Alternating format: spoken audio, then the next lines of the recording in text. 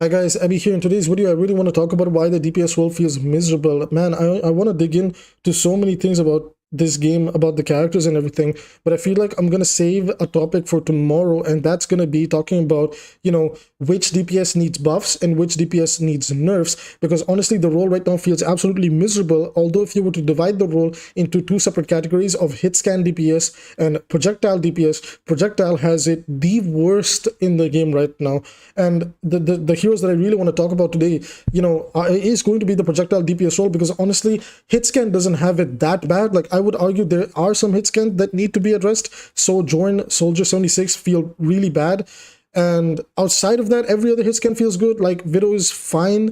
Sombra is okay. Like, I don't think Sombra needs help. Maybe when they nerf the changes to tank, which I hope they do, Sombra will feel better again. So I'm not overly stressed about Sombra. She's still really good at dueling, at least.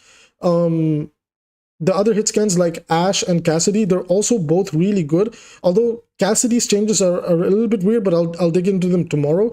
Reaper's also pretty good. Like, I wouldn't say he's OP or strong, but he's like not bad, not good, just in the middle, that you can play him, you can make him work as long as you have just a little bit of support. So hitscan is thriving, but when we come back to the projectile DPS role, all of them are struggling outside of maybe like situationally Echo, and Pharah is in a really strong spot right now, but I can honestly see Pharah's nerfs in the next season, and I don't know if I'm excited about that or not, because that is legitimately the last hero that projectile DPS has as an option to really control and bring impact to the game. And if she gets nerfed too, dude, I don't know, projectile DPS is the joke of the game, and it's sad, and I really hope to see the development team showcase some form of commitment to saving the role, because I think projectile DPS needs a lot of help. So to start off, I just want to talk about projectile DPS today, and we'll talk about every other character tomorrow from the DPS role. So Echo and Pharah, like I said, are probably the only heroes that are in a good spot, but even they can feel miserable to play because hitscan is just so much more superior, and both of them are just countered by hitscan. So if the enemy has even a slightly decent hitscan, you're gonna struggle a lot. And beyond that, we come down to characters like Genji, Hanzo, Junkrat, Symmetra, Torbjorn, Venture. These are, realistically speaking, the other projectile options. So let's evaluate the state of them. I'm going to start with Torbjorn, or I guess I can start with Venture.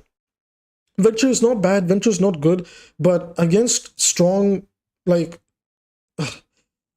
I don't know how to talk about Venture. I think Venture is in a really bad spot. This is where things get awkward, because I don't know if we need to nerf or buff characters, or we just need to revert the changes that we got for tank this season. But Venture is struggling with breakpoints, and if they don't give them anything, then I can just see this character just being a permanent B tier character, which I don't think is necessarily a bad thing. But at least at the moment in the current season, where supports are feeling so strong, tank is feeling so strong, Venture just feels like it's really hard to get value with them, because it's so hard to contest or duel anything. And like, tanks are obviously much better duelists than DPS now, and in support, almost every support is a better duelist than the projectile DPS role, which is just sad. So Venture needs help. Torbjorn is okay. I think his turret is okay. This is the first time that I might say Torb is actually beginning to feel a little bit weak, and that's just because, like, one of the ways that he got so much value was with your ability to kind of zone out tanks as well.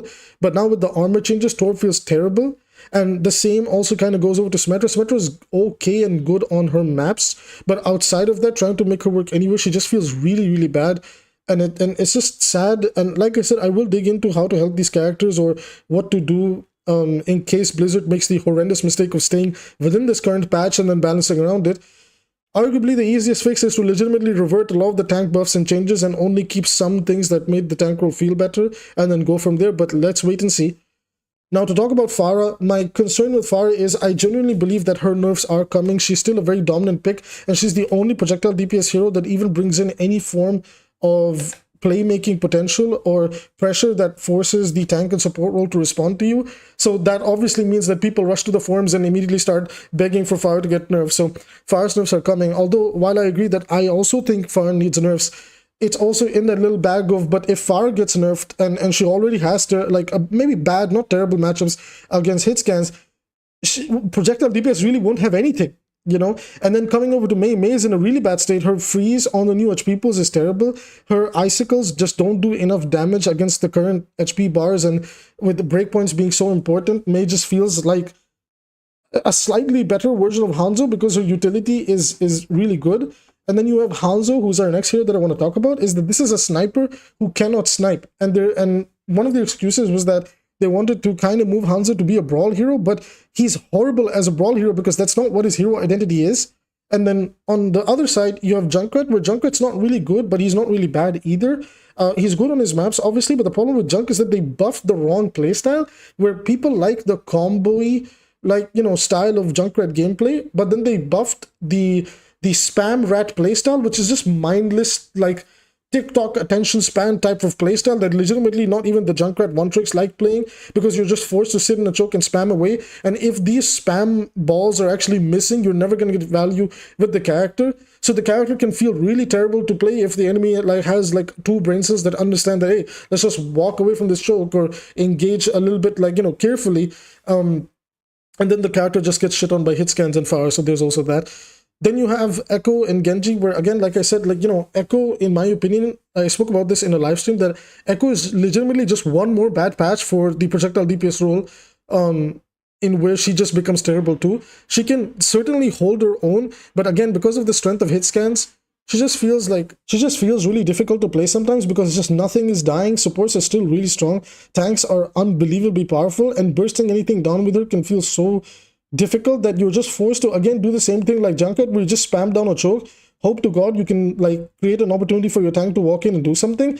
And then finally we come down to Genji, where Genji is by far in the worst state he's ever been in. And just like I said in my video a few months ago, where I said that it's not like Genji's bad, I feel like if we don't do anything to help Genji, like once we enter a certain patch, this hero will feel ass.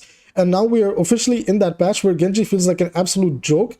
He cannot duel supports, he cannot create any form of engagement, he cannot out-duel hitscan DPS, which was legitimately his #1 strength in Overwatch 6v6, and in Overwatch 5v5 he just cannot do that, and you're forced to just constantly play the game that your tank wants to play, like follow him around and just assist him, kind of the same thing I talked about Reaper.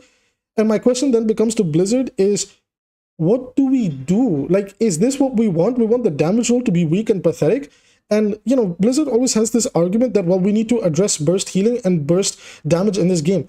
But the thing I never ever understood, and this is where I'm gonna, you know, end the video in a moment, is why is it that we want to address burst damage? Why do we have to address it in the damage roll? I'm actually unironically sick and tired of the damage roll as a whole. Yes, that even includes the stupid hit scans. Is why does the damage roll, the role designed to just do damage, and their entire kit is meant to just do damage, why do these characters need to be nerfed and tank and support be allowed to keep their incredibly strong breakpoints that shouldn't be what they are right now? Why are those not being nerfed? You know, and that's kind of what I want to talk about is when this tank patch came out, when they buffed all the armor and they buffed some HP bars, they buffed the tankiness on certain cooldowns and everything. What baffled my mind was in that same patch, they buffed the breakpoints for almost all the tanks.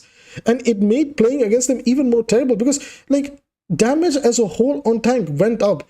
And my question then becomes, like, why are you feeding into that? And like, you're saying, like, burst damage is a problem, but you're picking and choosing who gets to have that good burst damage and who doesn't. So my question is, why do tank and support get to have good burst damage?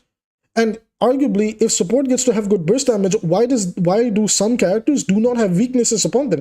Kiriko has good burst damage, 𝐒𝐈𝐈 has good burst damage, Baptiste has good burst damage, and Zenyatta has good burst damage. But the difference between Zenyatta and the other three that I just spoke about is Zenyatta actually has an exploitable weakness. Now, sometimes that weakness won't always be exploited, but it's certainly much more exploitable than Kiri, 𝐒𝐈𝐈, and Baptiste. Baptiste is Mr. 305, Mr. 305 HP bars that you have to get through. Okay, 𝐒𝐈𝐈, like, if the pylon is in a good spot, permanent uptime, you're never going to contest her. She brings legitimately a 6th support player onto the field that sometimes you cannot even contest. And if you have to try and contest that, you have to take angles where they can easily blow your head off, which is exactly what the 𝐒𝐈𝐈 player wants. So you have to play the 𝐒𝐈𝐈's game and not your own game, which just makes it even more terrible.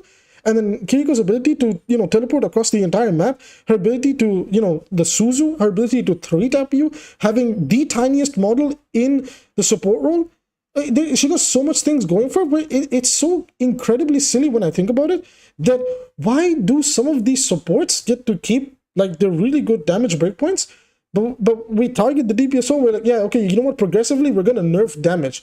Now, obviously, I would say hitscan as a damage role hasn't taken that many nerfs compared to projectile, but I really have to ask this question. Genji is a high skill, I'm not going to say high reward because his reward is incredibly low now. He's a high skill hero.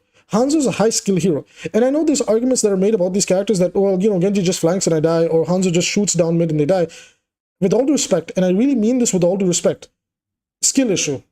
Skill issue. If you don't like hearing it, I'm sorry. Like, it is generally a skill issue. Both these characters have more than enough of counters in this game that you can pick across the entire game and you can pressure them. Like, especially Genji. There's so many beam characters, so many abilities that Genji cannot interact with, that if you're struggling with Genji in 2024, please reevaluate how you're playing this game. He's terrible. And if you're struggling against that, then you're terrible.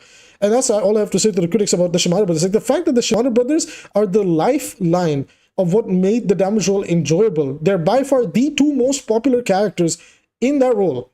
And both of them have been reduced to shit spots because Blizzard doesn't understand when, like, and neither of them have been meta in Overwatch 2. They've not been meta at all, and they were still receiving nerfs.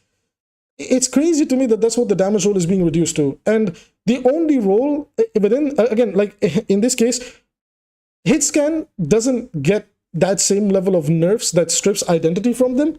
They always get one or two compensation buffs that really helps them. It's crazy to me that I literally saw the entire tank role get breakpoint changes to help against the new HP pools and the new tank armor and everything, but we still couldn't compensate Genji's Dragon Blade. We can revert Hanzo's Dragon Strike back to the way it used to be, because as I predicted, the new faster dragons is actually much weaker for Hanzo to use. Guys, seriously, like, the damage role is a joke, mostly projectile. But why do hitscans always get compensated? Ash got a massive buff to Bob. And now Bob is incredibly hard to kill. Sometimes I don't even understand why we're shooting Bob anymore. Like, if Bob comes out, just LOS it, or otherwise sit there and accept death. He won't die. Why does Bob, a turret, not even a player-controlled character, have the tank passive? That shit needs to get removed now. Cassidy got compensated for his ultimate that, okay, you know, like, while it'll be hard, while you'll become more squishier, you'll move around faster, so you'll find the angle to secure kills. So you give that to the character that legitimately gets an aimbot, but giving Genji some more power in Dragon Blade is a problem. And then the argument is, yeah, but you know, Nano Blade, then fucking address Ana's Nano Boost or give Genji the passive that Hanzo got where he cannot be damage boosted anymore. I don't understand. The solutions are legitimately that simple and they just don't get implemented. But it's okay because, you know, they can compensate buff hitscan all they want. Like, okay, here's my prediction. Watch, next patch, Soldier and Soldier 76 will be compensated buffs to feel better. But nothing will be done for Projectile DPS. I hope to be wrong, but I know one thing. Hitscan DPS will get a massive bias from the development team, from the balance team, excuse me. And they will make sure that that role always feels good at all times. But the Projectile DPS role will be left to rot. Just remember, Pharah's nerfs are coming, and Life Fever buffs are coming. And, oh boy, is next season going to be really interesting if Life Fever somehow turns out to be meta. Because that might genuinely enable the worst form of 5v5. I think the current state of the game is the worst that it's ever been. And the only thing that could make it worse is if Life Fever genuinely got utility that makes him strong. Unless he got really good compensating nerfs to really tone down his overall potential, I really think the next season really is make or break for Overwatch's future. Because now they don't have the excuse that, oh, well, you know, these are some things from the old balance team and all that. Now it literally is on them. So I'm giving them one more chance. Next season, that first balance patch, please figure this garbage out. I have more that I want to talk about in tomorrow's video when it comes to tank damage and support. What's considered healthy and unhealthy. I feel like it's finally time to talk to the wider community and address what makes a character in Overwatch healthy and what makes a character unhealthy. We will be talking about ultimates. We will be talking about abilities. So if you're interested in watching that, do hit like and subscribe. Free way to support the channel. And I will see you guys in the next one.